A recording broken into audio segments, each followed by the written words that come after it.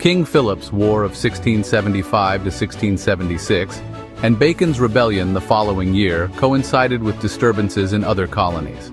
In Maryland, where the proprietor, Lord Baltimore, in 1670, suddenly restricted the right to vote to owners of 50 acres of land or a certain amount of personal property, a Protestant uprising unsuccessfully sought to oust his government and restore the suffrage for all freemen.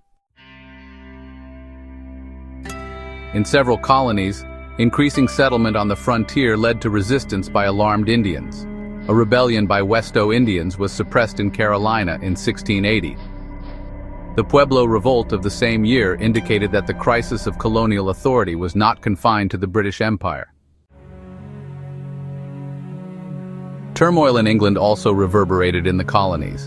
In 1688, the long struggle for domination of English government between Parliament and the Crown reached its culmination in the Glorious Revolution, which established parliamentary supremacy once and for all and secured the Protestant succession to the throne. Under Charles II, Parliament had asserted its authority in the formation of national policy. It expanded its control of finance, influenced foreign affairs, and excluded from political and religious power Catholics and dissenters, Protestants who belonged to a denomination other than the official Anglican Church. When Charles died in 1685, he was succeeded by his brother James II, formerly the Duke of York, a practicing Catholic and a believer that kings ruled by divine right. In 1687, James decreed religious toleration for both Protestant dissenters and Catholics. The following year, the birth of James's son raised the prospect of a Catholic succession, alarming those who equated popery with tyranny. A group of English aristocrats invited the Dutch nobleman William of Orange, the husband of James's Protestant daughter Mary, to assume the throne in the name of English liberties. William arrived in England in November 1688 with an army of 21,000 men, two-thirds of them Dutch.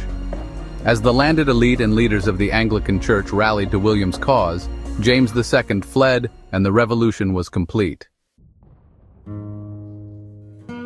Unlike the broad social upheaval that marked the English Civil War of the 1640s, the Glorious Revolution was, in effect, a coup engineered by a small group of aristocrats in alliance with an ambitious Dutch prince. They had no intention of challenging the institution of the monarchy. But, the overthrow of James II entrenched more firmly than ever the notion that liberty was the birthright of all Englishmen, and that the king was subject to the rule of law. To justify the ouster of James II, Parliament in 1689 enacted an English Bill of Rights, which listed parliamentary powers such as control over taxation as well as rights of individuals, including trial by jury. These were the ancient and undoubted rights and liberties of all Englishmen. In the following year, the Toleration Act allowed Protestant dissenters, but not Catholics, to worship freely, although only Anglicans could hold public office. As always, British politics were mirrored in the American colonies. After the Glorious Revolution, Protestant domination was secured in most of the colonies, with the established churches of England, Anglican and Scotland, Presbyterian, growing the fastest, while Catholics and dissenters suffered various forms of discrimination. Despite the new regime's language of liberty, however, religious freedom was far more advanced in some American colonies, such as Rhode Island, Pennsylvania and Carolina, than in England. Nonetheless, throughout English America, the Glorious Revolution powerfully reinforced among the colonists the sense of sharing a proud legacy of freedom and Protestantism with the mother country. The Glorious Revolution exposed fault lines in colonial society and offered local elites an opportunity to regain authority that had recently been challenged. Until the mid-1670s, the North American colonies had essentially governed themselves, with little interference from England. Governor Berkeley ran Virginia as he saw fit. Proprietors in New York, Maryland, and Carolina governed in any fashion they could persuade colonists to accept, and New England colonies elected their own officials and openly flouted trade regulations. In 1675, England established the Lords of Trade to oversee colonial affairs. 3 years later, the Lords questioned the Massachusetts government about its compliance with the Navigation Acts. They received the surprising reply that since the colony had no representatives in Parliament, The acts did not apply to it unless the Massachusetts General Court approved.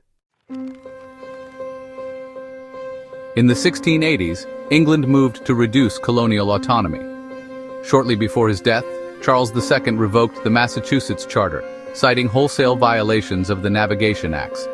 Hoping to raise more money from America in order to reduce his dependence on Parliament, James II, between 1686 and 1689, combined Connecticut, Plymouth, Massachusetts, New Hampshire, Rhode Island, New York, and East and West Jersey into a single supercolony, the Dominion of New England.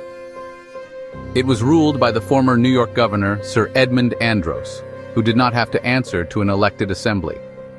These events reinforced the impression that James II was an enemy of freedom.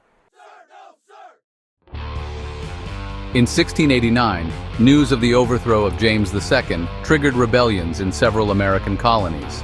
In April, the Boston militia seized and jailed Edmund Andros and other officials, whereupon the New England colonies re-established the governments abolished when the Dominion of New England was created. In May, a rebel militia headed by Captain Jacob Leisler established a committee of safety and took control of New York. 2 months later, Maryland's Protestant Association overthrew the government of the colony's Catholic proprietor, Lord Baltimore.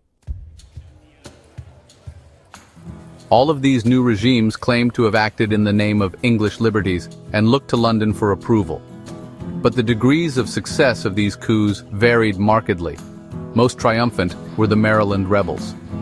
Concluding that Lord Baltimore had mismanaged the colony, William revoked his charter, although the proprietor retained his land and rents, and established a new Protestant-dominated government. Catholics retained the right to practice their religion, but were barred from voting and holding office. In 1715, after the Baltimore family had converted to Anglicanism, proprietary power was restored. But the events of 1689 transformed the ruling group in Maryland and put an end to the colony's unique history of religious toleration. The outcome in New York was far different. The German-born Leisler, one of the wealthiest merchants in the city, was a fervent Calvinist who feared that James II intended to reduce England and its empire to popery and slavery. Although it was not his intention, Leisler's regime divided the colony along ethnic and economic lines. Members of the Dutch majority seized the opportunity to reclaim local power after more than 2 decades of English rule, while bands of rebels ransacked the homes of wealthy New Yorkers. The outcome in New York was far different. The German-born Leisler, one of the wealthiest merchants in the city, was a fervent Calvinist who feared that James II intended to reduce England and its empire to popery and slavery. Although it was not his intention, Leisler's regime divided the colony along ethnic and economic lines. Members of the Dutch majority seized the opportunity to reclaim local power after more than 2 decades of English rule, while bands of rebels ransacked the homes of wealthy New Yorkers. Prominent English colonists, joined by some wealthy Dutch merchants and fur traders, protested to London that Leisler was a tyrant. William refused to recognize Leisler's authority and dispatched a new governor backed by troops. Many of Leisler's followers were imprisoned, and he himself was condemned to be executed. The grisly manner of his death, Leisler was hanged and then had his head cut off and body cut into 4 parts, reflected the depths of hatred the rebellion had inspired. For generations, the rivalry between Leisler and anti-Leisler parties polarized New York politics. After deposing Governor Andros, the New England colonies lobbied hard in London for the restoration of their original charters. Most were successful, but Massachusetts was not. In 1691, the Crown issued a new charter that absorbed Plymouth into Massachusetts and transformed the political structure of the Bible Commonwealth. Town government remained intact, but henceforth property ownership, not church membership, would be the requirement to vote in elections for the General Court. The governor was now appointed in London rather than elected. Thus, Massachusetts became a royal colony, the majority of whose voters were no longer Puritan saints. Moreover, it was required to abide by the English Toleration Act of 1689, that is, to allow all Protestants to worship freely. The demise of the New England Way greatly benefited non-Puritan merchants and large landowners who came to dominate the new government. These events produced an atmosphere of considerable tension in Massachusetts, exacerbated by raids by French troops and their Indian allies on the northern New England frontier. The advent of religious toleration heightened anxieties among the Puritan clergy who considered other Protestant denominations a form of heresy. These events produced an atmosphere of considerable tension in Massachusetts, exacerbated by raids by French troops and their Indian allies on the northern New England frontier. The advent of religious toleration heightened anxieties among the Puritan clergy who considered other Protestant denominations a form of heresy. "I would not have a hand in setting up their devil worship," one minister declared of the Quakers.